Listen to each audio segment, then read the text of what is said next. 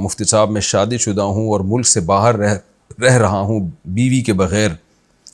یہاں بہت زیادہ بے پردگی ہے. اللہ کے خوف کی وجہ سے میں زنا کی طرف نہیں جاتا، لیکن کیا میں اپنی زوجہ سے ویڈیو کال یا چیٹ پر اپنے جذبات شیئر کر سکتا ہوں؟ مطلب اگر میں اپنی بیوی کے ساتھ کال یا چیٹ پر ہینڈ پریکٹس کر لوں تو کیا یہ جائز ہے یا نہیں؟ یہ مسئلہ حیا کے خلاف ہے.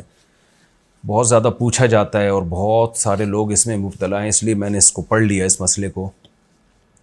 دیکھیے قرآن میں صاف طور پر اللہ تعالیٰ کا حکم ہے الا علی ازواجہم او ما ملکت ایمانہم فانہم غیر ملومین، کہ مرد اپنی خواہش صرف اپنی زوجہ کے ذریعے پوری کر سکتا ہے. اور زوجہ کے ذریعے کا مطلب یہ ہے کہ زوجہ کی باڈی کے ساتھ، یعنی اگر زوجہ کا وائف کا تصور ہے اور اپنا ہاتھ استعمال ہو رہا ہے تو یہ تو اپنے ہاتھ سے اپنی خواہش پوری کرنا ہوا، یہ حرام ہے، ناجائز ہے.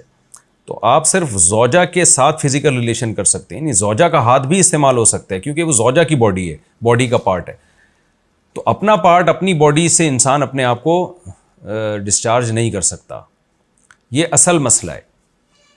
باقی یہ ہے کہ آپ کو یہ خطرہ ہے کہ آپ اگر یہ کام نہیں کریں گے تو وہاں بدکاری میں مبتلا ہو جائیں گے.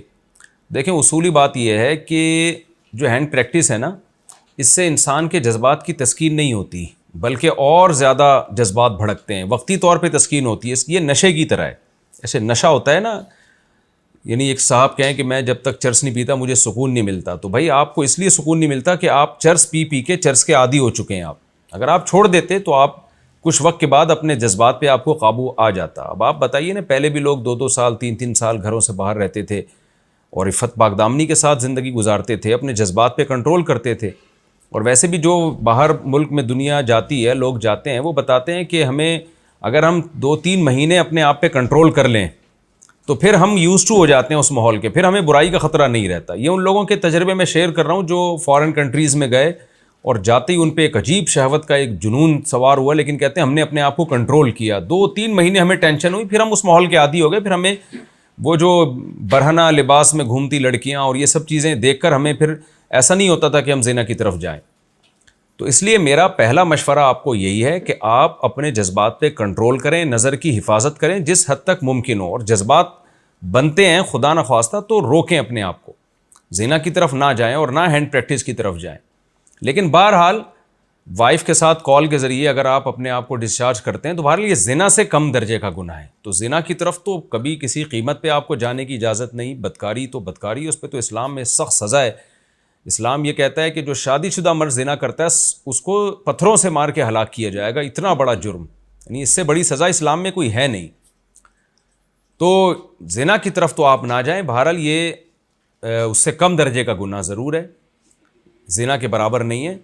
تو زنا سے بچنے کے لیے اگر آپ یہ کام کرتے ہیں تو پہلا مشورہ تو میرا یہی ہے کہ اس سے اصل تو عزیمت یہی ہے کہ آپ نے اپنے آپ کو ہر قیمت پہ روکنا ہے، اس برائی سے بھی، ہینڈ پریکٹس والی برائی سے بھی اور دوسری برائی سے بھی.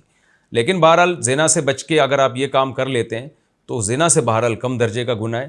اب آپ کی کیفیت کیا ہے، آپ پر کیا گزر رہی ہے، وہ آپ بہتر جانتے ہیں. میں آپ کو یہ کہوں کہ آپ ہر قیمت پہ ہینڈ پریکٹس چھوڑ دیں اور پتہ چلا کہ آپ جا کے پھر بدکاری میں مبتلا ہو گئے، پھر آپ مجھے صلواتیں سنائیں گے بھائی مفتی صاحب نے مجھے چھوٹے گناہ سے بچانے کے چکر میں بڑے گناہ میں ڈال دیا.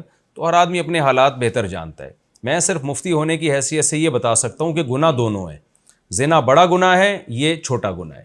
اور پھر اس چھوٹے گناہ میں بھی 2 حیثیتیں. ایک یہ کہ آپ کسی نامحرم لڑکی کا دماغ میں خیال لائیں یا پون موویز دیکھ کر آپ اپنے ہاتھ سے اپنے آپ کو فارغ کرتے ہیں. اور ایک یہ کہ بیوی سے بات چیت کے ذریعے اپنے ہاتھ سے اپنے آپ کو فارغ کرتے ہیں، یعنی بیوی سے بات کر کے اپنے جذبات کو بھڑکاتے ہیں. تو یہ اور کم درجے کا گناہ ہو جائے گا.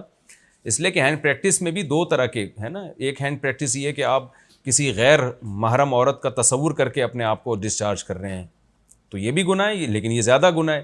اور ایک اپنی بیوی کا تصور کر کے کر رہے ہیں تو یہ گناہ کی نوعیت اور کم ہو جاتی ہے بہرحال گناہ، لیکن نوعیت اس کی ہینڈ پریکٹس کی یہ والی نوعیت سب سے کم درجے کی نوعیت ہے. تو اس لیے ہمت کی بات تو یہی ہے کہ چھوٹے گناہ سے بھی بچیں، بڑے گناہ سے بھی بچیں، لیکن بڑے گناہ سے بچنا بہرحال زیادہ ضروری ہے.